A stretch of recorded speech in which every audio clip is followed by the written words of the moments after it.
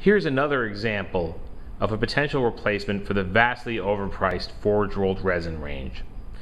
In this case, I'm presenting an example of an item that can be used in a substitution for the Ork Fighta, which, as everything else in Forgeworld, is only available from them and is rather expensive. In this case, I'm showing you the 1/32nd Gee-Bee Air Racer from Lindberg. It's not a perfect substitute, but it's not bad. It's available for about $12. It's a reasonable size, here comparing it to a Chaos Terminator and a Land Raider. As you can see, Lehman Russ.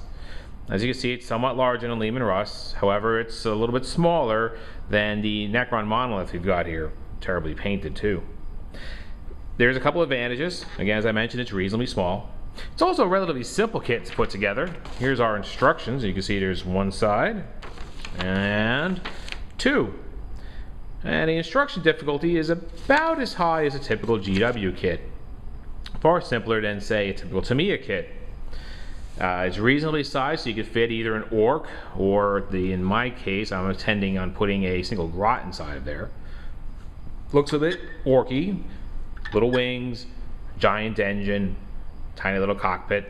Almost looks comical. It is based on a real aircraft, one that didn't do very well. It tended to crash a lot, and it's pretty fast. In other words, it was really an Ork aircraft.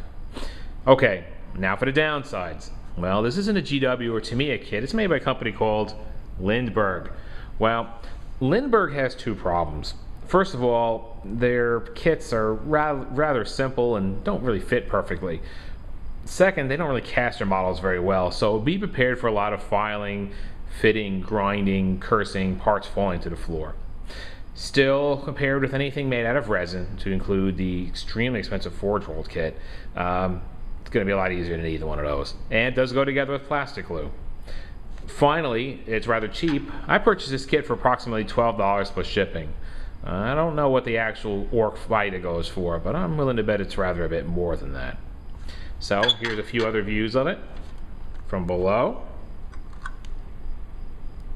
from the rear, and from the front. Thus far, I've only made a single modification, a new set of wheels in the back. The original ones are extremely fragile and actually snapped off during handling.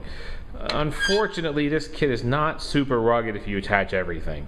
However, if you leave off the guy wires that used to be attaching the wings and the wheels, and if you substitute some other wheels for the rear, you should have a relatively strong kit that shouldn't take you more than a day to assemble, and it'll be easier to paint and work with than anything made out of resin.